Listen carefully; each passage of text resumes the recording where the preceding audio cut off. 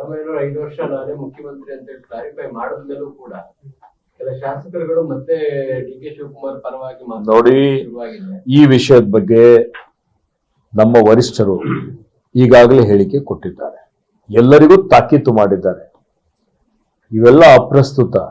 ಇವತ್ತು ನಾವು ಒಳ್ಳೆ ಆಡಳಿತ ಕೊಡ್ತಾ ಇದ್ದೇವೆ, ಕೊಟ್ಟ ಮಾತಿನಂತೆ ನಡೀತಾ ಇದ್ದೇವೆ. ಈ ಜೀವಪರ ಜನಪರ ಆಡಳಿತ ಕೊಡುವಂತ ಸಂದರ್ಭದಲ್ಲಿ ಇವತ್ತು ನಾವು ಬಹಳ ಗಟ್ಟಿಯಾಗಿದ್ದೇವೆ. ಅದರಲ್ಲಿ ಇದು ಪ್ರಸ್ತಾಪನೆ ಬರುವಂತದ್ದು ಅವಶ್ಯಕತೆ ಇಲ್ಲ ಅಲ್ವಾ? ಹೈಕಮಾಂಡ್ ಹೇಳಿದ್ದಾರೆ ವರಿಷ್ಠರು, ಯಾರು ತುಟಿ ಪಿಟಕ್ ಅನ್ಬಾರ್ದು, ಈ ವಿಷಯದ ಬಗ್ಗೆ ಯಾರು ಮಾತನಾಡಬಾರ್ದು ಅಂತ ಹೇಳಿ. ಮತ್ತೆ ಕೆಲವರಿಗೆ ಹೈಕಮಾಂಡ್